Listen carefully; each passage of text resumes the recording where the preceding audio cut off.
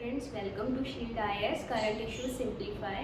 तो जैसे कि आपको पता है कि हम शील्ड आईएएस मैगजीन की रैपिड रिवीजन सीरीज़ पॉलिटी से कुछ कंटेंट्स को सिंप्लीफाई करके देखने की कोशिश कर रहे हैं। उनमें से जो हमारा नेक्स्ट टॉपिक है वो है MPLAD।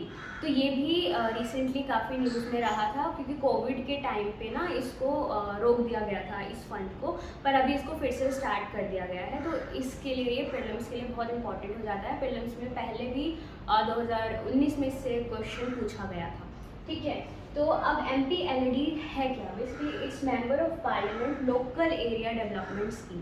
ठीक है, जो मेंबर ऑफ पार्लियामेंट होते हैं ना, जो MPs होते हैं, उनको कुछ फंड दिया जाता है। 5 करोड़ का फंड दिया जाता है। बोला जाता है कि आप अपने एरिया के डेवलपमेंट के लिए उसको खर्च कर सकते हो। तो किस तरीके की डेवलपमेंट?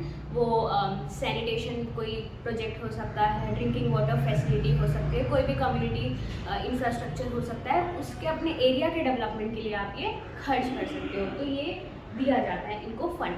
ठीक है, to take development projects in the constituency.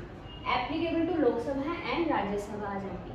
Lok Sabha वाले MP को भी मिलता है, राज्यसभा वाले MP को भी मिलता है। लोकसभा के जो MP होते हैं वो अपनी कॉन्स्टिट्यूएंसी में कहीं भी खर्च कर सकते हैं, अपनी कॉन्स्टिट्यूएंसी में। ठीक है, पर राज्यसभा वाले अपने स्टेट में खर्च कर सकते हैं। फॉर एग्जांपल जैसे कोई दिल्ली के कुछ वेस्ट डिस्ट्रिक्ट से कोई इलेक्ट हुआ है, ठीक है, वो एक कॉन्स्टिट्यूएंसी हो गई मान लो। ठीक है, तो जो लोकसभा वाले हैं वो सिर्फ उतने ही एरिया में खर्च कर पाएंगे। लेकिन अगर राज्यसभा में मान लो कोई यूपी से इलेक्ट हुआ है तो वो यूपी में कहीं भी खर्च कर सकता है। ऐसा कोई फिक्स नहीं है कि इसी एरिया में करना है, वो यूपी से कहीं भी खर्च कर सकता है।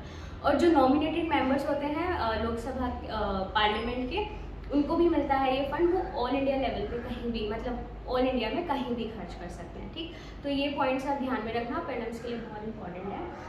उसके अलावा 15% of funds must be utilised on areas by schedule caste population. तो शेड्यूल कास्ट जहाँ पर रहती है, ठीक है, वहाँ पर 15% जो है इस फंड का आपको खर्च करना है। और जहाँ शेड्यूल ट्राइब्स रहते हैं वहाँ पर 7.5% जो है अपने फंड का खर्च करना ही है। ठीक है, ये मैंडेटरी है। एग्जाम में ये भी पूछा जा सकता है कि ये फंड कौन सी मिनिस्ट्री के अंडर आता है। वो है आपकी मिनिस्ट्री ऑफ स्टैटिस्टिक्स। तो ये एक फैक्ट है, इसको ध्यान में रखिएगा। और ये स्टार्ट हुआ था 1993 में।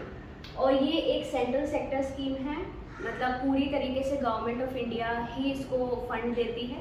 ठीक है, और ये फंड्स जो है अब कहाँ जाते हैं? जैसे मैंने बोला कि MPs को होते हैं ना ये फंड, कि आपको 5 करोड़ का फंड है, लेकिन MPs को दिए नहीं जाते। वो सिर्फ रिकमेंड करते हैं कि हमें ये काम करवाना है। जो फंड है ना वो डायरेक्टली डिस्ट्रिक्ट अथॉरिटी के पास जाता है। जो डिस्ट्रिक्ट अथॉरिटी होती है उनको डायरेक्टली फंड भेजा जाता है। तो MPs जो होते हैं वो सिर्फ रिकमेंड करते हैं कि हमें ना यहाँ पर, मान लो कि यहाँ पर हमें नहर बनवानी है इस एरिया में, या यहाँ पर हमें कोई छोटा सा कम्युनिटी हॉल खुलवाना है। ठीक है, तो वो सिर्फ रिकमेंड करते हैं। काम जो सारा करता है वो डिस्ट्रिक्ट अथॉरिटी करती है। पैसे भी उन्हीं को दिए जाते हैं डायरेक्टली, MPs को नहीं दिए जाते।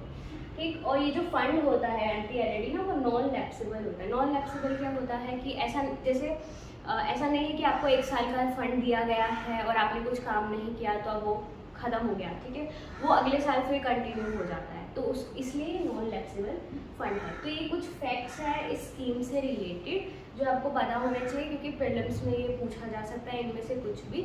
तो आई होप आपको ये टॉपिक क्लियर हो गया हो। I will see you in the next video. Thank you.